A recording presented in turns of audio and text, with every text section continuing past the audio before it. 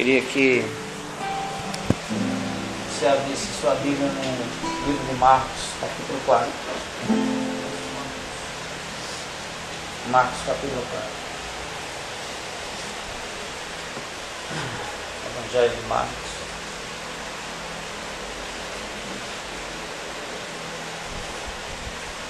A partir do verso 35.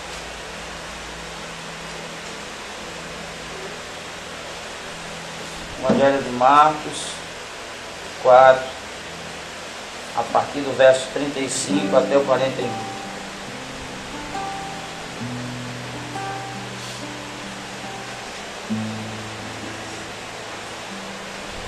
Essa palavra, nessa tarde, ela me abençoou muito.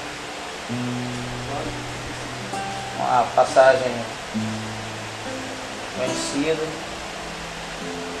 Eu fui muito abençoado por ela. Eu quero que você saiba que Jesus é maior do que qualquer tempestade que você possa passar. Aleluia, glória a Deus. Diga isso para o seu irmão, Jesus é maior do que qualquer tempestade que você possa passar. Diz assim a palavra. Naquele dia, ao anoitecer, disse ele aos seus discípulos: vamos para o outro lado. Deixando a multidão, eles o levaram no barco, assim como estava. Outros barcos também o acompanhavam. Levantou-se um forte vendaval, e as ondas se lançavam sobre o barco, de forma que este ia se enchendo de água. Jesus estava na popa, dormindo, com a cabeça sobre um travesseiro. Os discípulos o acordaram e clamaram: Mestre, não te importas que morramos? Ele se levantou, repreendeu o vento e disse ao mar: Quieta-te, acalme-se. O vento se aquietou e fez-se completa bonança. Então perguntou aos seus discípulos: por que vocês estão com tanto medo? Ainda não têm fé? Eles estavam apavorados e perguntavam uns aos outros: quem é este que até o vento e o mar lhe obedecem? Espírito Santo, obrigado pela tua palavra, obrigado pela tua presença e obrigado, Senhor, por cada vida aqui. Senhor, me ajuda nesta noite, para que eu possa transmitir, Senhor, aquilo que está no teu coração, para o coração dos meus amigos, Senhor, dos meus irmãos. Em nome de Jesus, tu sabes da minha total dependência e da minha inteira limitação. Sou limitado, Pai. E acredito que é por isso que o Senhor nos usa, porque a glória não é para o homem, mas é para Ele. Que o teu nome seja glorificado nesta noite, Pai. No nome de Jesus.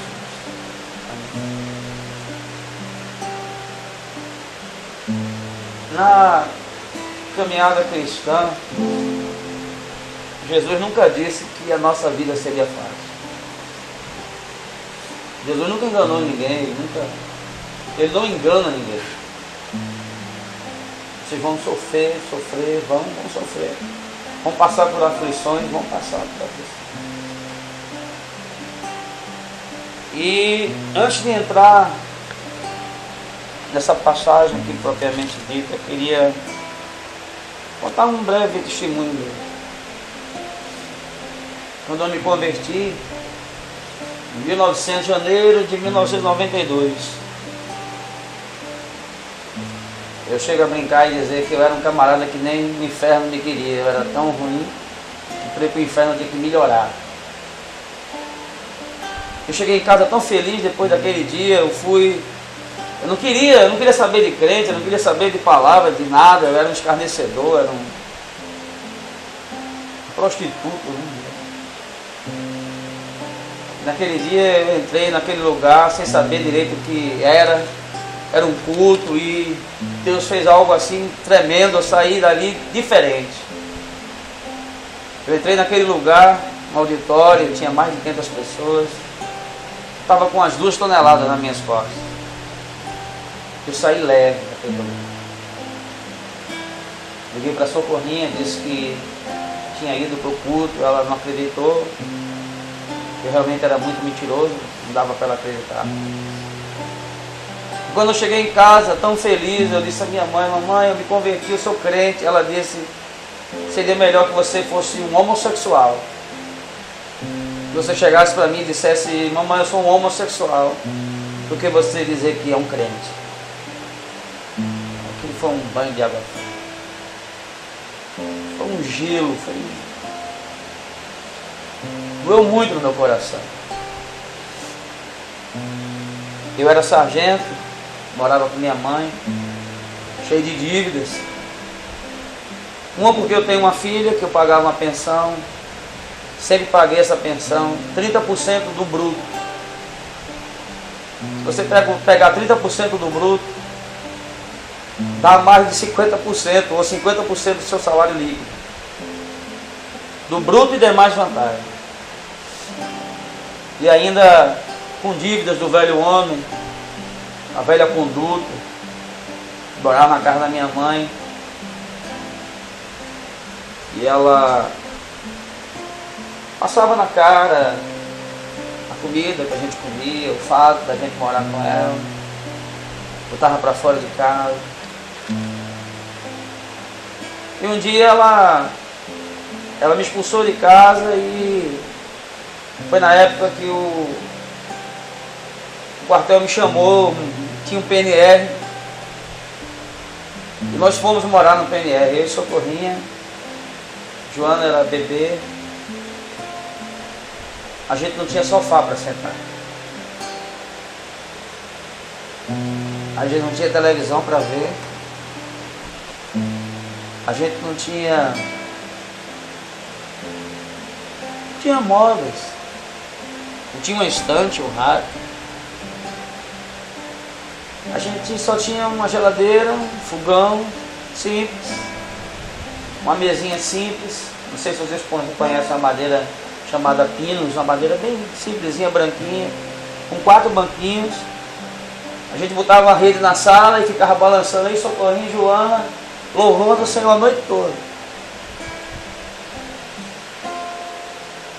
E naquele quartel, 14 BI, eu passei 6 anos ali.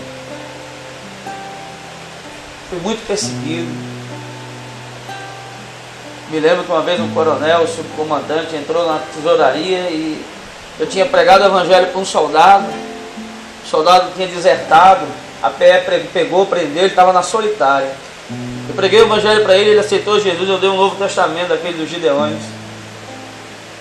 E eu fui para a tesouraria. Depois o coronel chega lá e aponta o dedo na minha cara e diz: olha, se você falar de Jesus aqui dentro, se você pregar o evangelho, você vai preso. Eu fui no xadrez, você deu uma Bíblia para o soldado e eu rasguei a Bíblia. Ele era um bandista. Ele era da Umbanda. Eu fui muito perseguido pelos oficiais, do coronel aos tenentes. O pessoal ia ver se eu tinha feito a ronda, ia ver se eu estava dormindo desuniformizado, ia no quarto de hora perguntar ao soldado se eu passei. Meu TAF tinha que ser conferido pelo comandante da companhia. Mas eu sei por que eu estava passando aqui. Pelo simples fato de amar o Senhor e servir o Senhor. Muitas vidas foram salvas ali naquele quartel. Eu me lembro da esposa de um capitão, que era mãe de santo, Shirley, o nome dela. Foi liberta, foi salva. Muitas vidas foram salvas, mas a perseguição era muito grande. Tinha dias que eu pensava que eu não ia suportar.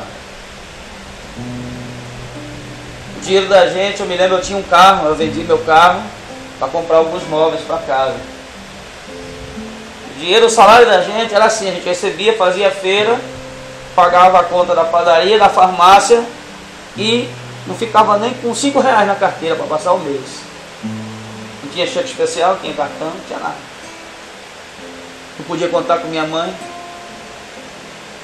Minha mãe tinha 2 carros na garagem e a gente quando morava na casa dela, a Joana passava mal de madrugada, eu pedia um carro, ela deixava um carro no posto e um em casa, mas não me emprestava o carro, eu tinha que me virar, pegasse um ônibus, um táxi, se tivesse dinheiro, se não tivesse. Ela tinha alguns bens, ainda tem, ela uma vez disse que não deixaria nada para mim. Deixaria para outras pessoas, mas não deixaria para mim. Eu não podia contar com ela. Não tinha quem pedir. E a gente ia para a igreja. Eu me lembro que nessa época já tinha o Rafael. E a diferença de Rafael para Joana é pequena. Eu botava Rafael num braço, Joana no outro. A gente andava 2 quilômetros até o metrô. E eu ia no metrô ali com os 2 no braço. Não tinha uma alma abençoada que me desse lugar. Queria criança, mas não me dava lugar. E eles 2 se agarravam em mim para não ir para o colo de ninguém. E eu ia ali me segurando no metrô até o centro. Chegava no centro, a gente ia andando mais um pouquinho, pegava um ônibus, passava 2 horas para assistir um culto. Voltava para casa, era chegando, almoçando e já tomando banho, trocando de roupa para ir para o culto da noite, senão não chegava a tempo. A gente só chegava depois do louvor. Era muito longe. A gente ia. Nunca deixei de fazer a obra. Teve uma época que foi proibido de ter culto no quartel. Fui falar com o comandante, ele não quis saber. Ele veio a Constituição, ele diz: a Constituição é do portão para fora. Aqui quem manda sou eu. E eu morava na vila, a vila era dentro do quartel, passei o culto para a minha casa. A minha casa aí não podia impedir. E na hora do almoço, todo mundo ia lá para casa. Ao lado tinha tipo uma churrasqueirazinha, com uma cobertura, uma areazinha de lazer pequenininha, bem pequenininha, que a gente fazia o culto ali.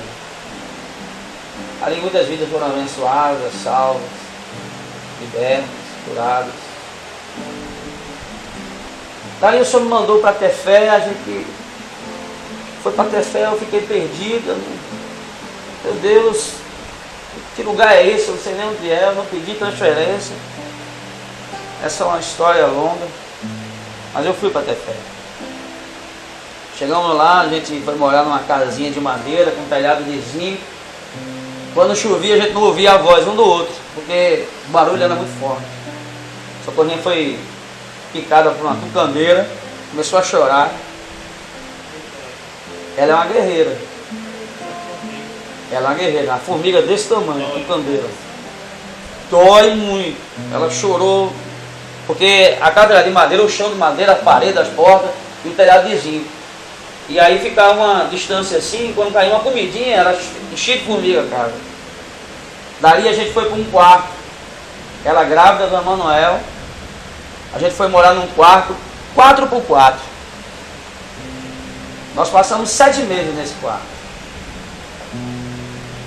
Eu, Socorrinha, Rafael, Joana e Emanuel na barriga. E uma menina que a gente levou para cuidar dos meninos, que é Elma. Quem entrar no meu Face, ela está lá. E ali eu não sabia que Deus queria, mas com 30 dias eu era o líder do grupo evangélico. Eu estava apresentando 3 programas na Rádio Mania FM. Comecei um grupo em casa, eu e minha esposa, meus filhos, a Elma. E veio um irmão de Recife, também ficou comigo, Machado. Hoje ele é tenente QAO. E o grupo cresceu, a gente começou a ter um programa na rádio também do grupo, na FM, depois foi para um programa na AM, eu tinha 3 programas na FM, 1 na AM, e depois de um ano a gente tinha também um programa de televisão. E a gente alugou um local, começamos uma obra, não tinha nem nome, não tinha placa, não tinha nada. E Deus abençoava, mas Deus também levantou muitos lá para me perseguir, para me caluniar, para inventar história, para trazer tristeza. A gente volta para Recife. E aí eu tinha comprado um apartamento. Com o dinheiro da transferência eu comprei um apartamento para mim, no Janga. Para quem conhece lá, Pernambuco, Janga, é praia. tinha assim a distância daqui para o quartel da praia, do mar. Daqui para o quartel, acho que era menos. Era menos que daqui para o quartel. Era uns 600, 800 metros, não, 800 metros não. 500 metros da praia. Um apartamento de 110 metros quadrados, 4 quartos, 3 banheiros, sala em L, varanda, cozinha, área de serviço, dependência completa. E a gente estava ali, na igreja. Eu estava na PE agora, voltei que já era da PE, não era mais do 14, né? Porque eu fui por 17 bis, voltei para 14, para 4 BPE. E ali no quarto BPE, o Senhor começou a nos enviar para vários lugares, a gente pastoreou vários rebanhos ali, mas 2 igrejas em especial, que foi a igreja de Itapissuma, que é uma igreja que foi o primeiro amor. Não foi a primeira igreja, mas foi o primeiro amor. A gente nunca perde o contato com esses irmãos. Esses irmãos estão sempre ligando, mandando mensagem. Eles sempre arranjam uma forma de falar com a gente. Oram conosco. A base da cidade é a pesca. São pessoas simples. Eu nunca fiz a obra de Deus por dinheiro. Nunca fiz por dinheiro. Sempre fiz por amor. Nunca cobrei para ministrar em nenhuma igreja. E aí Satanás sempre levantava uma situação aqui, uma situação ali. A igreja de Tefé hoje tem sede própria, a prefeitura doou um terreno, construíram um prédio. Nunca me mandaram uma carta também. Não me preocupo com isso. E quando houve um problema em Caruaru, o pastor regional me chamou para eu ir pastorear Caruaru, morando em Caruaru, trabalhando em Recife. E eu aceitei esse desafio. Eu sempre fui uma pessoa desafiada para a obra, para o reino. Sempre me dei sem reservas. E aí, infelizmente, né, por conta da distância, do custo, de tudo, aconteceram várias coisas nas nossas vidas. Pegamos uma igreja sem líderes, poucas pessoas, e a gente começou a trabalhar e ministrar, e ensinar, e cuidar e amar das pessoas. A igreja começou a crescer, a frequência já estava dando ali em torno de 150 pessoas no culto. Mas aí o Senhor começou, aí começaram a se levantar inimigos. Os piores inimigos são aqueles que estão do nosso lado, dentro da nossa casa, da nossa família, dentro da igreja, pessoas que a gente não espera. Porque quando é um inimigo declarado, você olha para ele, encara e já espera que dele venha alguma coisa. Mas quando é alguém que está te abraçando, te beijando, você não espera. De repente aquela punhalada pelas costas. Eu passei muito por isso. Me dando, sempre com amor, com coração aberto, diante de Deus, o Senhor sabe, Ele conhece. Sofri acidentes, morreu uma pessoa no acidente, perdi 2 carros, fiquei devendo, vendi o apartamento, paguei parte da dívida, não consegui pagar nada. Resumindo, perdi apartamento, perdi o carro que eu tinha quitado, perdi tudo. Meus 2 filhos, o Emanuel e o Rafael, se afastaram do Senhor nesse período. Eu ficava muito tempo em Recife, e quando eu chegava em Caruaru, eu não podia dedicar tempo à família, porque eu tinha a igreja para cuidar. E eu cuidava, mesmo em pouco tempo, eu sempre cuidei. Sempre. E aí vieram enfermidades, pressão alta, depressão. Hoje eu não sei nem quanto eu gasto de medicamento, mas é muito dinheiro. Se você olhar minha bolsinha de remédio aqui, você tem um susto. Para quem já viu, sabe o que é.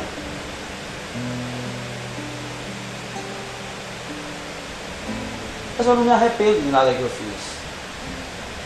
Os irmãos de Caruaru, eu conto numa palma da mão aqueles que ainda ligam para a gente, que tem ainda consideração, que sempre mandam uma mensagem, fazem uma ligação. Conto na palma de uma mão. Não dá nem para encher 5 dedos, não dá para completar. A grande maioria simplesmente descartou o que nós fizemos para ele. É como se não tivesse tido valor. Eu me lembro que um casal estava separado. Graças a Deus eles estão com o Senhor, estão juntos. Eu cheguei na casa dele e eles disseram: olha, pastor, o senhor pode ir embora, porque a gente já está separado. Ele já estava de mala feita para ir embora. Eu disse: olha, eu só vou embora quando vocês se acertarem. E aí ele disse: então você vai dormir aqui, então prepara um colchão. Eu não me lembro, lá para as 2, 3 horas, estavam os dois se beijando, pedindo perdão. Mas parece que essas coisas são esquecidas. No quartel, a instituição em si ela é fria, não é só o quartel. Eu fui bancário. Durante 5 anos, 1 mês e 11 dias eu fui bancário. A instituição é fria. No banco eu trabalhava 10, 12 horas, ganhava 6 horas. Um dia que eu cheguei atrasado, eu levei uma chamada e fui demitido do banco. O quartel também não é diferente. Você pode todo dia chegar 1 hora antes. No dia que você chegar 5 minutos atrasado, você está passível de ser punido. Mas é da vida. É a vida. Quem disse que a minha vida foi fácil depois que eu me converti? Quem disse que a vida seria fácil depois que eu passei a servir ao Senhor? Ninguém. Não foi. Não é. Mas eu não sei viver sem Ele. E eu não sei ficar sem fazer nada. Eu amo a obra do Senhor, eu amo o Senhor, eu amo vocês. E por vocês eu faço qualquer coisa. A palavra que nós lemos fala de tempestade. Eu queria só fazer algumas observações.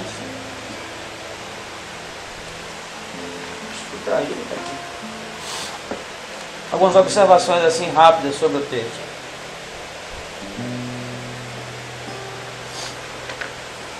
Primeiro, as tempestades são inevitáveis. Não tem como evitar.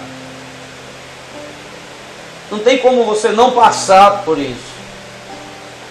Não tem como você não passar por esse processo. Não tem. Quem pode evitar a tempestade? Estava tudo tranquilo, tudo belezinha. Quando eu estava orando ali, começou o trovão e de repente, pum, vem a tempestade. Como é que eu vou ter o controle? Eu não tenho como. Não tenho. Vou fazer o quê? Elas são inevitáveis, elas acontecem. Elas vêm. E elas vêm com tudo. Não tem como evitar. Deus não evita que as tempestades nos alcancem. Segundo, elas são imprevisíveis. Não dá para prever. E aqui essa cidade é uma coisa maluca. Está um sol de torar. De repente, trovão, relâmpago, caiu. Não é chuva, não é gota, é balde. Chove de balde. Lá do céu joga de balde. É água, meu irmão. Imprevisível. Não dá para saber. Não dá para saber quando vai acontecer. Não dá para saber como vai ser, quando vai ser. E que intensidade, o tempo que ela vai durar, não dá para saber. As tempestades são inadministráveis. Não tem como administrar uma tempestade, não adianta. Vai administrar o quê? Não tem como administrar. Você não tem controle sobre a tempestade. Nós não temos o controle. As tempestades são pedagógicas. Ela nos ensina. Cada situação dessas que eu falei para vocês e muitas outras, e se eu fosse falar aqui, a gente tinha que passar a noite, fazer uma vigília. E que eu não falei, todas elas tiveram um caráter pedagógico, todas elas me ensinaram algo. Eu aprendi. Elas são instrutivas. E um dia eu postei uma coisa no Face que eu comecei a escrever. Eu comecei a falar de cada situação e eu disse, valeu a pena. Se eu tivesse que fazer tudo de novo, Azevedo, eu faria. Mesmo sabendo que eu ia passar por tudo que eu passei e que ainda estou passando, eu faria. Sabe por quê? Porque vidas foram abençoadas, as pessoas foram salvas, libertas, curadas, transformadas, famílias foram restauradas. Eu fazia tudo de novo agora. Mesmo sofrendo tudo que eu sofri, ainda sofro, eu faria tudo de novo. Eu digo, sem nenhuma demagogia nem hipocrisia, valeu a pena. Vale a pena. 3 perguntas importantes. Os discípulos, no verso 38, chegaram para Jesus e disseram assim: Senhor, não importa que pereçamos. Na verdade, aqui não é uma pergunta, é uma acusação. É como se eles estivessem servindo a Jesus e de repente a tempestade veio, foi inevitável, imprevisível. Veio, não tem como administrar. Mas Jesus, eu estou contigo, eu estou te servindo, eu estou fazendo a tua obra, eu estou pregando a palavra, eu estou abençoando. E por que isso está acontecendo? Senhor, tu não está vendo? Isso é uma acusação. Não é nem uma pergunta, é uma acusação.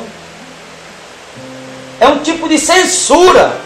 Senhor, eu dou o dízimo. Por que eu estou passando por isso?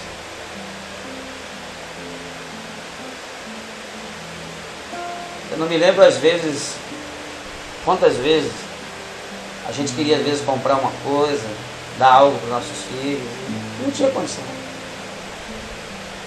E agora com essa diabetes, que eu não desejo a ninguém uma diabetes, é a coisa mais terrível que eu já tive, e todas as outras que eu já tenho, eu já nasci com asma, já nasci com isso. No parto eu engoli secreção, meu parto foi um parto a vácuo. Naquela época era tipo pegar como é o nome daquele aparelho, bota na cabeça do menino e puxa o menino assim, porque a mãe não tem força. É um instrumento. É como se fosse aquele desentupidor de pia. Bota na cabeça do menino, pum, e puxa. Eu fui para a incubadora e desde que eu nasci, tomando remédio para asma, remédio que contém corticoide e consequentemente também engorda.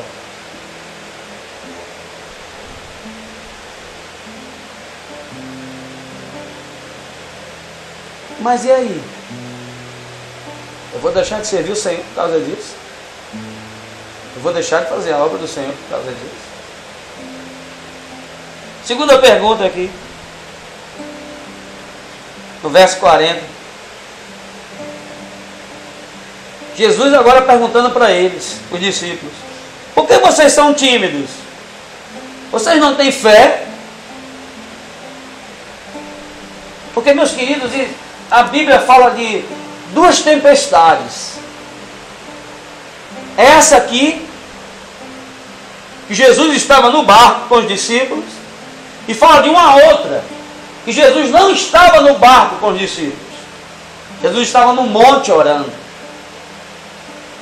Aqui Jesus estava dormindo porque ele estava cansado. Ele tinha pregado o dia todo. E quem dá aula, quem ministra, principalmente o pregador, o ministro, sabe o que é sair de uma ministração exausto. Tem dia que quando eu ministro, eu saio, parece que eu corri 10 quilômetros e levei uma surra. Porque o cansaço não é apenas o físico, Mas o peso espiritual daquele lugar, das vidas, vem uma carga muito grande sobre a minha vida. E eu acabo ali, muitas vezes, a maioria das vezes, eu não consigo dormir. Eu demoro muito a dormir.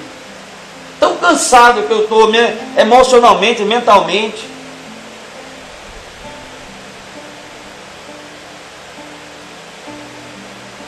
E aí Jesus faz essa pergunta: olha, por que vocês são tímidos? Vocês não têm fé?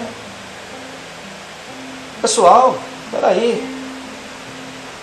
Tempestade vai vir, mas Jesus está no barco.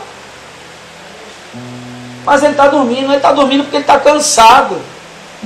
Ele passou o dia todo pregando, ele estava dormindo, descansando. Ele também era homem. Mas ele também é Deus, ele tem um controle. Será que ele não sabia que uma tempestade ia alcançar eles ali? Ele sabia. Ele tem um controle sobre tudo, ele tem um governo de tudo e de todos. Ele tem o coração de todos na mão dele. E ele inclina para onde ele quer. A outra pergunta é quando os discípulos vêm, acordam Jesus, Jesus repreende a tempestade, e essa tempestade aqui era a tempestade de vento. E aí eles fazem uma pergunta: quem é este que até o vento e o mar lhe obedecem? Quem é este? Este é o seu Deus, é o meu Deus. Esse que até o vento e o mar obedecem, é o teu Pai e o meu Pai, é o teu Senhor e o meu Senhor, é o nosso Salvador. Tem momentos que Jesus acalma a primeira tempestade e depois ele acalma o nosso coração. Foi o que aconteceu aqui. Primeiro ele se acorda, repreende a tempestade e depois ele vem e acalma o coração. Aquietai-vos. Aquietai-vos. Aquietai-vos e sabei que eu sou Deus. Mas tem momento que ele faz o contrário. Primeiro ele nos aquieta, nos encoraja para depois repreender a tempestade. Foi o que aconteceu na outra tempestade. Ele estava no monte andando e ele disse para os discípulos: olha, vão, podem ir, eu vou me encontrar com vocês. E aí a tempestade começou a bater com fúria no barco deles. E Jesus começou a andar sobre a tempestade. Ele estava dizendo o que para os seus discípulos? Olha, eu estou além da tempestade. Eu estou acima das circunstâncias. Eu estou acima das adversidades. Eu sou superior a tudo que você possa enfrentar, tudo que você possa passar. Eu sou maior. E ele chega e diz assim: não tenham medo, sou eu. Acalma o coração primeiro dos discípulos. Depois ele olha e repreende a tempestade e o mar.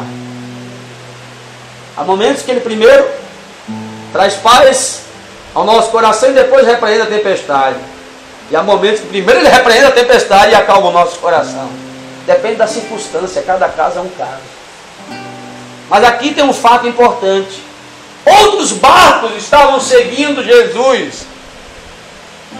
E se o barco de Jesus afundasse, outros barcos também afundariam.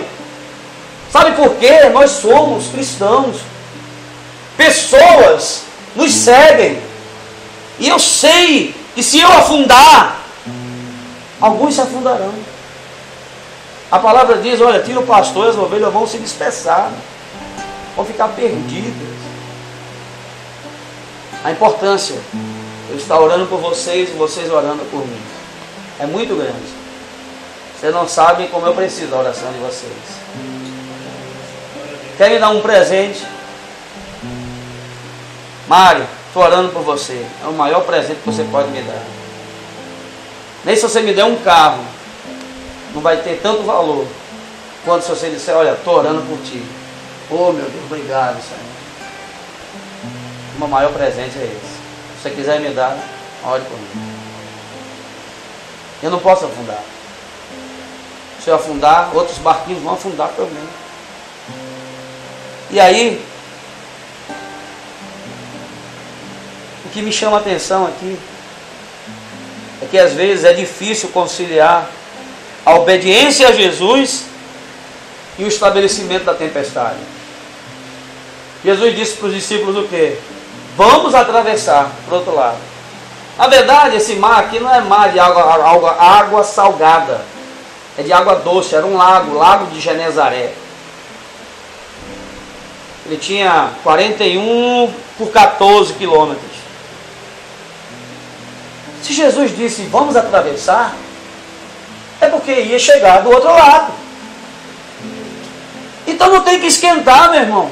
Se Jesus falou, vai acontecer, acabou. Descansa, espera. Ele não disse, vamos para o outro lado.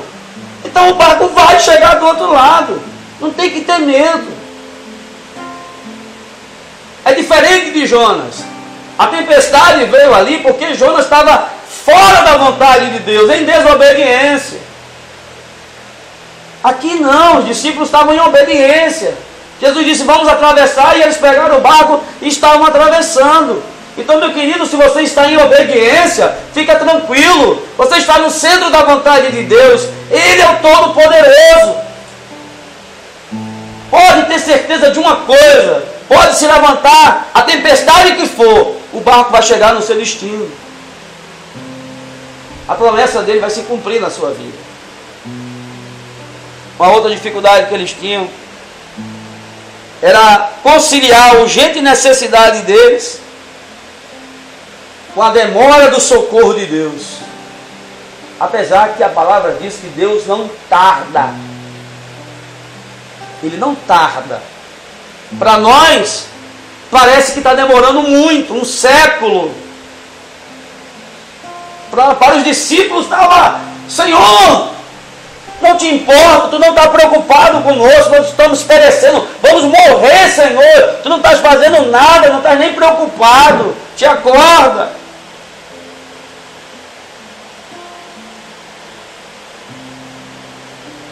A gente olha para a nossa necessidade e a gente sempre dá a ela aquela prioridadezinha lá, o que a gente bota nos documentos militares, né? O U significa urgente, urgentíssimo. Mas Deus diz, não, espera mais um pouquinho. Não é agora não. Não é como você quer, não. É como eu quero. Ah, mas não. Você quer que eu faça ou você quer fazer? Se eu fizer, eu me responsabilizo. Mas se você fizer, a responsabilidade é sua. O que é que você quer? A escolha é sua. Em terceiro lugar, poxa, como conjugar as nossas necessidades, o nosso clamor, a nossa oração, o nosso pedido de socorro diante do silêncio dele. Os discípulos estavam desesperados e Jesus estava dormindo. Às vezes parece que você está desesperado, Senhor, tem que ser agora, tem que ser desse jeito, Pai, se não acontecer agora não vai dar certo, Pai, está acontecendo, e você ora e não vem resposta nenhuma, aquele silêncio. Parece que a oração não passou do telhado daqui. Silêncio de Deus não significa que Ele não está ouvindo você. Deus não é homem para que minta, nem filho do homem para que se arrependa. Ele disse, eis que estarei convosco todos os dias. Portanto, eu quero que você saiba que mesmo que Ele esteja em silêncio, Ele está contigo. Mesmo que Ele não responda a você, no tempo que você quer, Ele está contigo. Mesmo que você não sinta, mesmo que você não veja, até se você não crê, mas Ele está contigo. Porque mesmo você sendo infiel, Ele permanece fiel. Deus é imutável. O caráter dele é fidelidade. E o que é fé? Fé é uma confiança inabalável no caráter de Deus. Aconteça o que acontecer. Quando eu estava orando ali no quarto, começou a vir ao meu coração: Senhor, eu estou no meio de uma tempestade. Porque eu não estou enfrentando apenas um inimigo, são vários inimigos. Eu estou sendo atacado na área financeira, na saúde, na família. Em todas as áreas eu estou sendo atacado de todos os lados. E o Senhor disse uma coisa que hoje eu fui entender um pouquinho melhor. Jesus disse: a minha paz vos dou, não vos dou como o mundo a dá. Quer dizer isso, Senhor? O conceito do mundo de paz é o quê? A ausência de conflito. Se não tem conflito, tem paz. Para Jesus não é isso. O conceito de paz para Jesus é: em meio ao deserto, em meio à adversidade, em meio à batalha, em meio à angústia, em meio à aflição, Ele, o príncipe da paz, está contigo, ali, naquele momento, naquela hora, se necessário, carregando você nos braços. O conceito de paz do Senhor não é o nosso. Paz não é ausência de conflito. Paz é estar com Ele. Paz é ter Jesus no barco. Paz é estar com Jesus. Não importa se é no deserto, não importa se é na fornalha, não importa se é na cova dos leões. Estou com Jesus, estou em paz. O mundo está caindo, mas estou com Jesus, estou em paz. Porque aquele que está comigo é maior do que qualquer outro. É aquele que anda sobre as águas. É aquele que não obedece às leis da natureza, da física. É aquele que faz as leis. É aquele que sustenta todas as coisas.